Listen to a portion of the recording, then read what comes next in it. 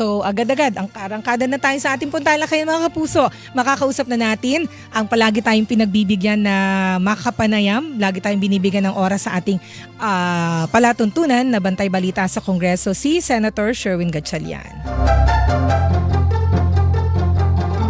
Checking lang sa audio. Doon po sa mga nakasubaybay sa atin sa Facebook Live, mapapanood din po si Senator Sherwin Gatchalian. Ayan, nasa atin na siyang linya. Magandang umaga po sa inyo, Senator Gatchalian. Good morning, sir. Good morning, Nympha. Magandang umaga sa ating mga tagapakinig. Yan, good morning, sir. Sir, sa July 10, Miyerkules po, na darating, may pagdinig po muli tungkol doon po sa POGO, Philippine Offshore Gaming Operators. Senator, ano pa po ang pagtutuunan dito sa pagdinig? Bibigyan namin ng focus yung PORAC POGO Hub dahil kung matatandaan natin, wala sa mga may-ari ang pumunta doon para magpaliwanag.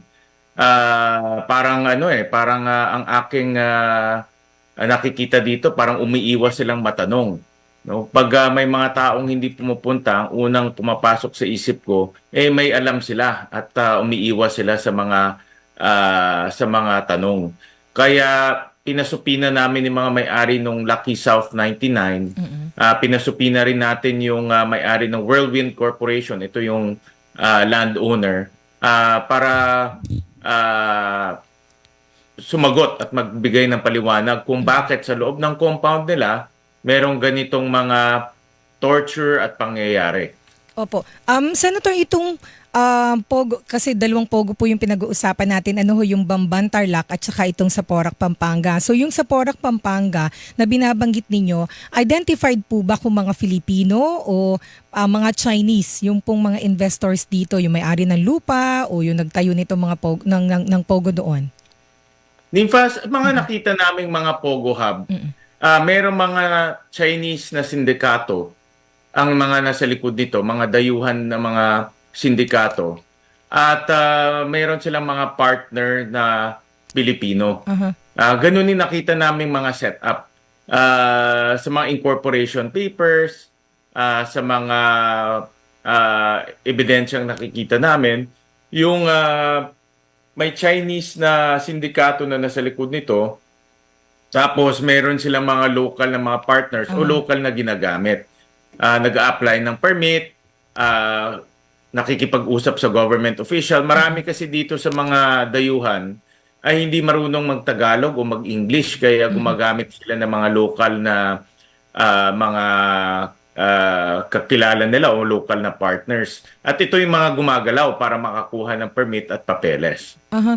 Dito po ba sa Porac Pampanga, sir, nakita din ho ninyo yung inyong nakita doon sa POGO sa Bamban Tarlac at sa iba pang mga POGO na yung mga Pilipinong pangalan, yung sinasite ng pangalan, apparently hindi sila talaga incorporator, so kaya naman hindi po matuntun yung address. At Nympha, medyo malabo yung pagdating mo sa akin. Sir, ulitin ko po yung question. Nakita nyo nun ba dito sa Porac Pampanga POGO, yung pong nadiskubre doon sa ibang mga POGO na yung mga Filipinong nakadeklarang kasosyo, apparently hindi totoo o kaya hindi malocate. Tapos yung mga address din nila na nakadeklara ng mga Chinese, hindi din pumatunton. Sorry Nympha, medyo malabo yung dating mo sa akin. Okay. May malinaw, may portion na malabo, kaya hindi ko lang ma-pick up ko ano yung question. Yes. Pakiulit nga ulit one more time. Sir, ito po. Yes sir, ito po na maliwanag na tayo, sir. Oo. Sir, and i-reestablish lang yung connection. Ay, yung tinatanong natin kasi doon po sa ibang mga POGO, merong nag-testify kasi sa Senate nung 2 weeks ago na sinabi, nakadeclare siya na incorporator doon sa Bamban, na sabi niya, hindi ko nga alam na incorporator pala ako doon sa POGO na yun sa Bamban. So, ganun din ba yung nakita sa Porac? At saka, doon po sa ibang mga POGO na inimbestigahan dito sa Maynila, yung sa, tawag dito, Las Piñas, at sa Parañaque, sorry, not Las Piñas, Parañaque, tsaka sa Pasay. Nung inimbestigahan din po ng Ways and Means Committee, ay walang ganung address. Nakadeklara dun sa Securities and Exchange Commission yung pong mga address at saka mga pangalan. Non-existent, hindi ba, Senator Gatchalian, sir? Yeah, mas malinaw na. Ayan, opo. Actually, yan yung modus na nakikita namin. sa pag-i-incorporate ng mga kumpanya Mm-mm. dito na may kinalaman sa Pogo. Bigyan kita ng halimbawa, ano, yung konkretong halimbawa dito, yung Pogo Hub sa Bamban, Oo. na kung saan nakita natin yung mga incorporators, mga tindera ng barbecue, tindera ng banana Mm-mm. Q, na wala silang kinalaman dito sa Pogo Hub na ito.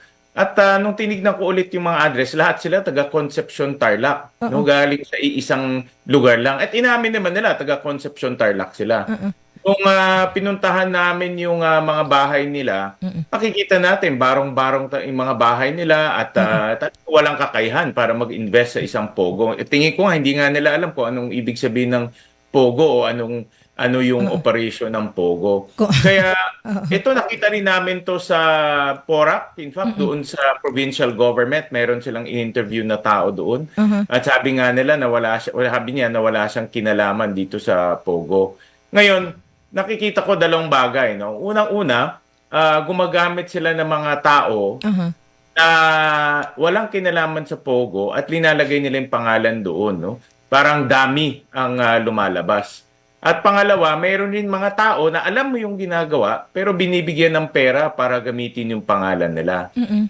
Yun, may liability yung ganun ng mga tao dahil yun talagang in legal terms, dummy talaga siya. Ginagamit Mm-mm. siya para ilagay lang yung pangalan. Pero mayroon rin kaming nakita na wala talagang kinalaman, ni pera, ni Mm-mm. nakausap kung sino, pangalan lang ang linagay. Dahil yan rin ang isang anggulo pwedeng tignan ng committee, no? Yung Mm-mm. pag-incorporate ng mga kumpanya sa atin. Napakadali eh. Magbigay ka Ayun, lang opo. ng pangalan, Mm-mm. anong address, meron ka ng korporasyon kaagad, no? Mm-mm. Papakita mo lang na may deposito ka sa capital mo. Mm-mm. Pero yung as to the authenticity nung mga incorporators, yan ay medyo kailangan Mm-mm. tignan. Tingin ko diyan ang nagiging butas, no?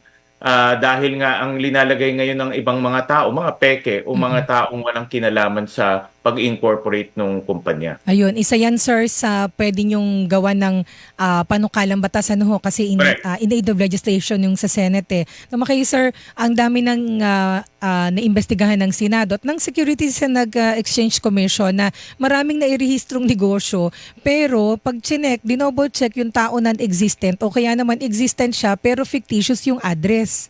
Tama. Oo. So, Tama. Ito kailangan tignan rin ng and Exchange Commission. Baka kailangan nila oo. magkaroon ng random probity check. Alam ko, napakadaming korporasyon nag-incorporate. Alam ko rin dahil sa ease of doing business, hindi nila tinitignan isa-isa yan. Mm-mm. Pero dapat siguro magkaroon ng random at magkaroon lang ng random validation post-incorporation para malaman kung totoo. Kasi for example, doon sa Banban, nakita namin ginamit Mm-mm.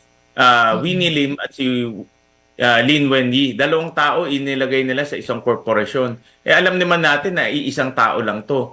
So ang ibig ko, ang lumalabas na maraming tao, siguro hindi lang naman tong kaso, no? May ibang kaso pa Mm-mm. na ginagamit yung incorporation papers para palabasin na lehitimo sila, legitimate sila. Mhm. Pero hindi naman dahil nga yung mga pangalan pare-pareho o yung mga pangalan bogus ang linalagay. Opo. Senator, dun po sa Bamban, di ba iniugnay na po si Mayor Alice Go, may nakita kayong matibay na indikasyon na involved talaga siya, well hindi nga indikasyon yung binabanggit po ninyo ebidensya na involved si Mayor Alice Go dun sa Pogo sa Bamban. Doon po sa Porac, Pampanga na Pogo, ano po ang kaugnayan ng Mayor doon? May mga information na binigay sa amin ng PAOK, NIMFA. Hindi lang namin masabi ngayon dahil ongoing in investigation pa. At pero may mga lumalabas na connection siya dito sa Porac Pogo Hub. May mga personalities na nakikita kami, nakakilala niya o meron silang relasyon. At ito ay tuloy-tuloy pa yung investigasyon. Aha. Pero of course, meron po siyang denial na may kinalaman siya dito. At saka ang katwiran niya, narinig ko po doon sa isang interview, hindi daw kasi sila makapasok doon sa Pora kaya hindi niya nalaman yung illegal activities doon. Yun ang sinasabi ng local government unit, NIMFA, na hindi sila makapasok doon. Pero nasabi ko nga na ang local government unit, maraming kapangyarihan yan. No? Sinadya talagang bigyan ng maraming kapangyarihan yan para siya ang magiging may pananagutan sa kanyang jurisdiction. Kung meron siyang nadidetect na hindi maganda, kung meron siyang nadidetect na hindi maganda na nangyayari sa isang negosyo, pwede niyang gamitin yung regulatory powers niya para pumasok at imbestigahan. Pero in the case of PORAC, hanggang labas lang sila at tumigil na sila doon. Hindi sila gumawa ng subsequent operation, hindi nila pinatawag yung may-ari. Sana gumawa ang next move nila, ipatawag yung may-ari para magpaliwanag, mag-show cause order sila. Pero wala parang nung tumigil lang, wala nang ginawa, no? So, nakakapagtaka na ganito yung ginawa ng local government unit. Parang para sa akin, parang special treatment ibinigay doon sa Lucky South 99. At dahil po dyan ay imbitado, sir, yung mayor, ano po, sa hearing? Correct. Last time inimbitahan siya, binigyan rin siya ng pagkakataon para magpaliwanag. Pero iimbitahan ulit siya dahil ongoing itong PORAC investigation. Ayun, opo. And then, sir, baling po ako dun sa Bamban Tarlac. Imbitado po ulit, may sabina actually si Mayor Alice Go dahil hindi umattend nung nakaraang hearing nung June. Pagkatapos, ang alam din po namin, may sabina rin po para sa kanya mga kapatid, Wesley, Siemens, and Sheila. Tama ho ba? Tama. Opo. Sir, may balita ba kayo kung na-serve yung pong sabina kay Mayor at saka po dun sa tatlong kapatid? Hindi ko pa nakakausap si Comsec, no? Binibigyan namin siya until today, until Sunday para mag-serve ng mga supina. Dahil napakahirap, Nympha, nakakausap ko si Comsec on the sidelines. Ang hirap mag-serve ng supina dahil yung mga address, una yung Go Family, may 4 na iba't ibang address. Kaya pupuntahan nila isa-isa yun. Pag walang nag-receive, pupunta sila sa iba. At mahirap, no? At hindi lang sila ang nagkaroon ng supina, kundi yung iba pang mga may-ari nung Lucky South 99 at yung Whirlwind. Pero by tomorrow, mabibigyan kami ng report kung kumusta na yung kanilang pagsuserve ng supina. Senator, paano ho pag hindi sila dumating? Si Mayor Guo at yung kanyang mga kapatid. Tsaka ho ang katwiran kasi nung kampo ni Mayor Guo, narinig ko ho yung isang lawyer kanina, si Attorney Stephen David, sabi nila, ano pa ba ang gusto ng Senado? Nasa ano na ho ito tawag dito, kumbaga napigana si Mayor Guo at meron na hong ongoing na judicial process dito. Tinutukoy po yung may complaint na sa Ombudsman. In fact, suspended na po si Mayor Guo ng Office of the Ombudsman, tapos may ongoing na rin pong preliminary investigation ng Department of Justice. Well, ongoing itong investigation, ano? So, independent naman ang Senado sa mga ongoing judicial investigation. Alam naman natin yan, in aid of legislation, iba yung aming objective. Dahil nga tuloy-tuloy ito, nasa discretion ngayon ng mga senador kung iimbitahan siya o hindi. At magbigay rin linaw. For example, bigyan kita ng konkretong halimbawa. Alam naman natin na nagsinungaling sila sa kanilang birth certificate. Alam naman natin na yung birth certificate niya, peke. Ang gusto ko ako personal, gusto kong malaman, paano nila ginawa to? May sindikato ba silang kinausap? Meron ba silang binayaran sa loob ng civil registry? Dahil kung meron ganun, then kailangan natin ayusin yung buong civil registry system natin dahil nagkakaroon ng sindikato. Baka dapat gawin ng centralized o gawin computerized. Ngayon kasi, bawat LGU may kanya-kanyang civil registry at hindi ma-monitor ng central yung galaw ng iba't ibang civil registry. So, hindi natukoy na kung sino yung kanyang totoong identity. Pero ngayon titignan din yung proseso kung paano sila nakakuha ng ganitong peking birth certificate. Ayun. Pero paano naman po yung punto nga nila, sir?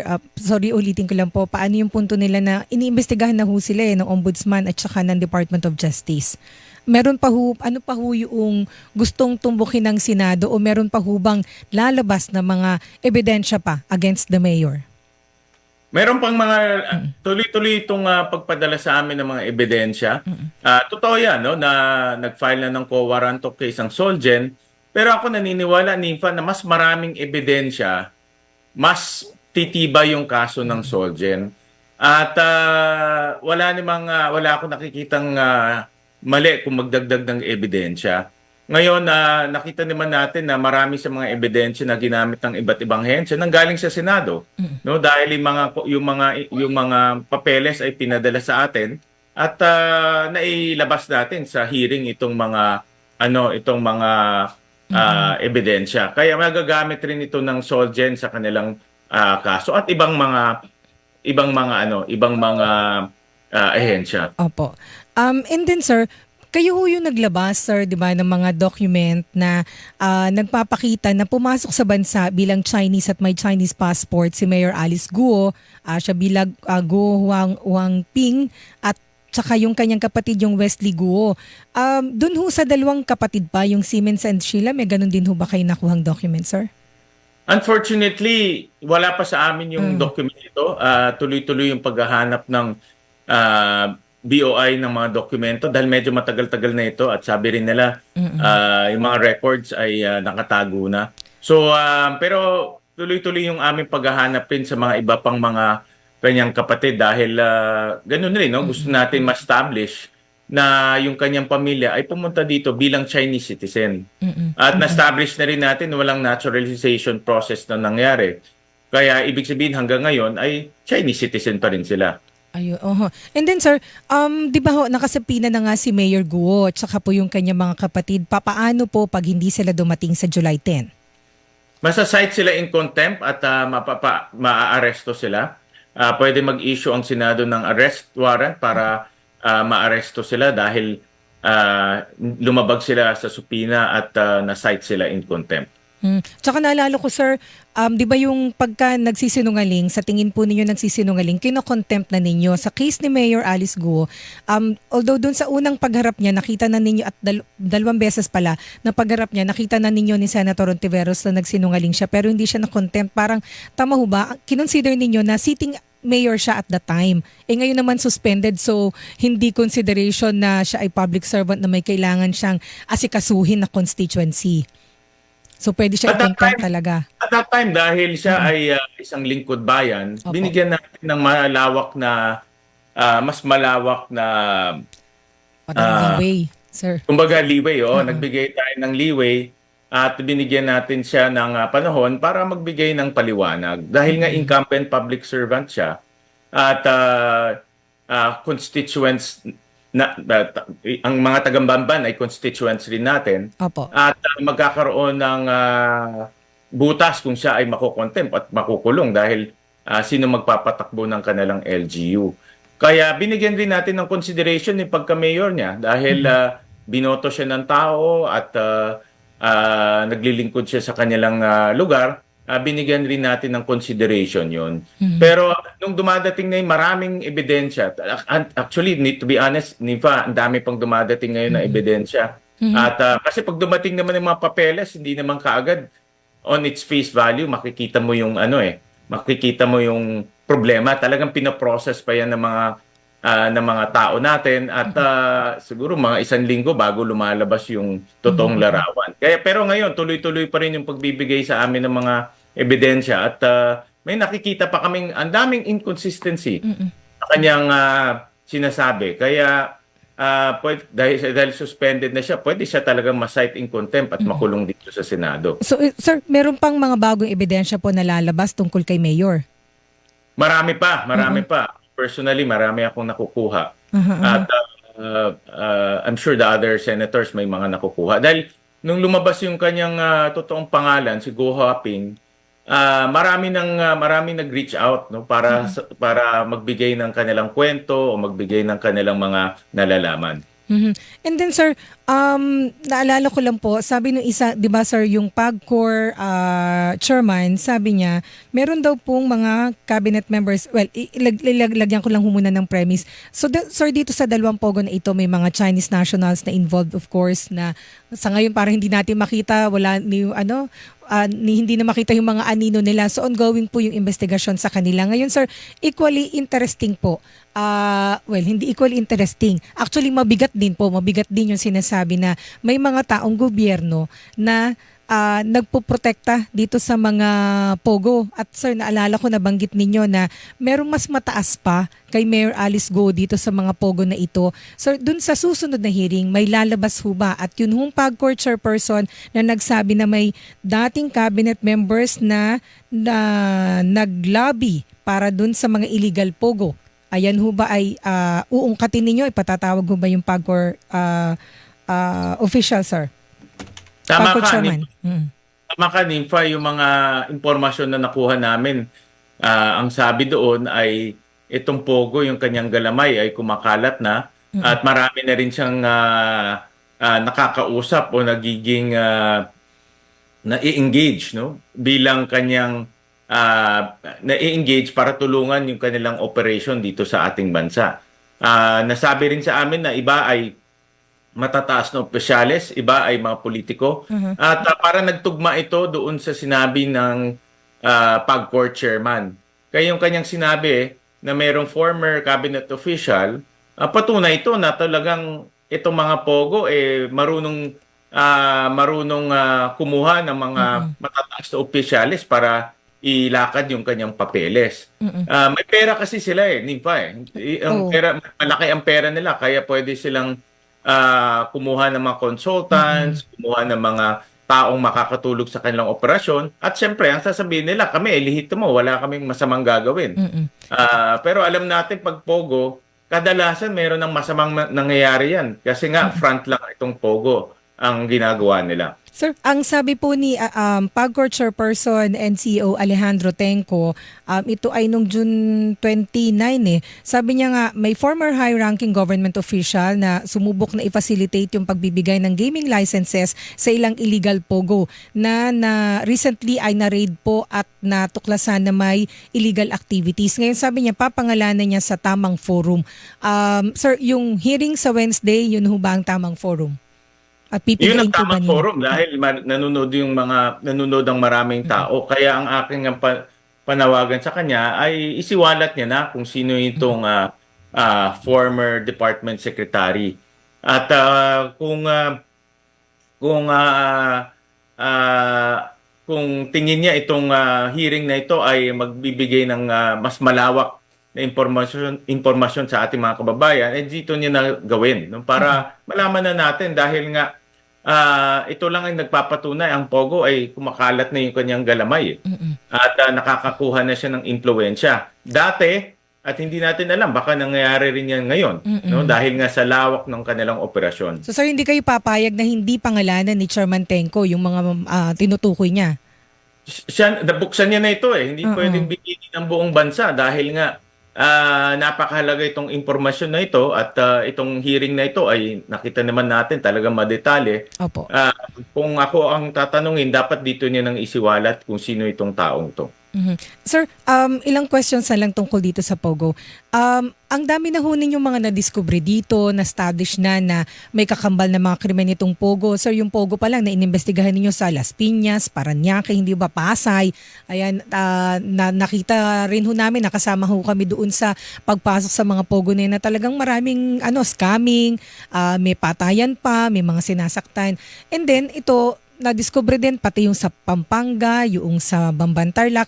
Ngayon sa ang dami ng information, kayo ba sir, nagtataka bakit hindi pa ito ipatigil ng presidente at are you hoping po na magkaroon ng policy statement dito ang Pangulo sa kanyang State of the Nation address? Kaya nipa ako nananawagan sa ating Pangulo na itigil na itong Pogo sa ating bansa dahil walang kabutihan ang idinudulot nito. Ang trabahong ginagawa nito ay para sa mga dayuhan lang na pumupunta dito. Makikita naman natin yan. At yung sinasabing kita, wala yan sa halaga ng pinsala at krimen na ginagawa nila. Hindi natin maikukumpara yung krimen na nanggagaling dito sa Pogo at hindi natin pwedeng gamitin yung kita para i-justify yung operations ng Pogo dito sa ating bansa. Kung meron mang isang negosyo na nagdadala ng krimen, kahit na malaki man ang kita natin dyan, dapat itigil dahil nakakasira yan ang ating lipunan. Ngayon, naririnig ko kasi yung kita malaki raw yung kita. Nangihinayang po kung ilang bilyon ho yun. Correct. Naririnig ko na merong lehitimo, merong illegitimate.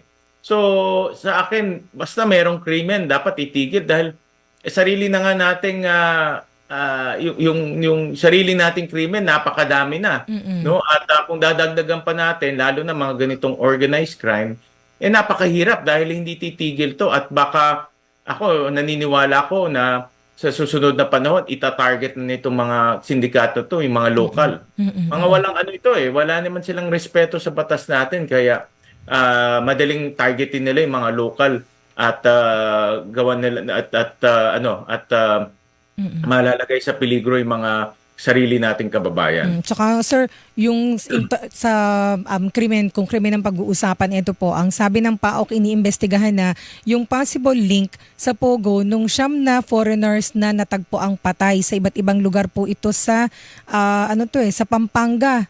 O iba't ibang lugar to, mayroong pong Chinese, alam ko may Vietnamese. Nakakakilabot sir, 'di ba? Yung mga kakambal nitong Kilabot krimen. talaga. Sir, isa na lang. Kasi dito po sa Pogo, 'di ba, may nakita doon sa sa Porac, Pampanga na mga uniform, military uniform daw po ng mga Chinese.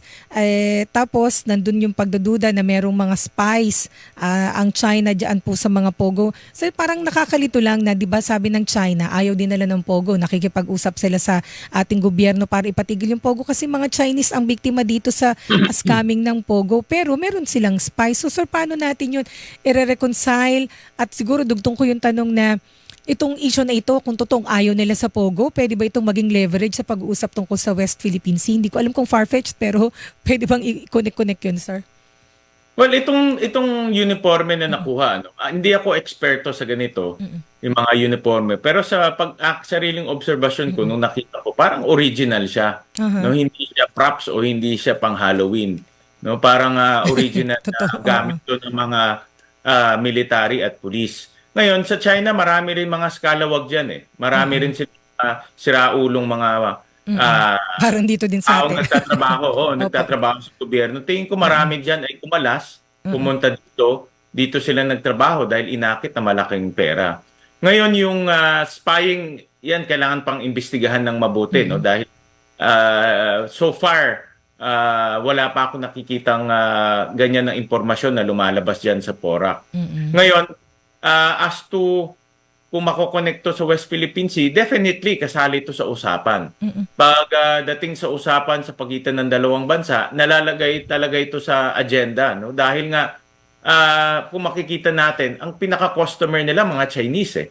At napakagaling nitong mga Pogo. No? Dahil kaya nila kumuha ng mga customers sa China, kaya nilang akiting magsugal.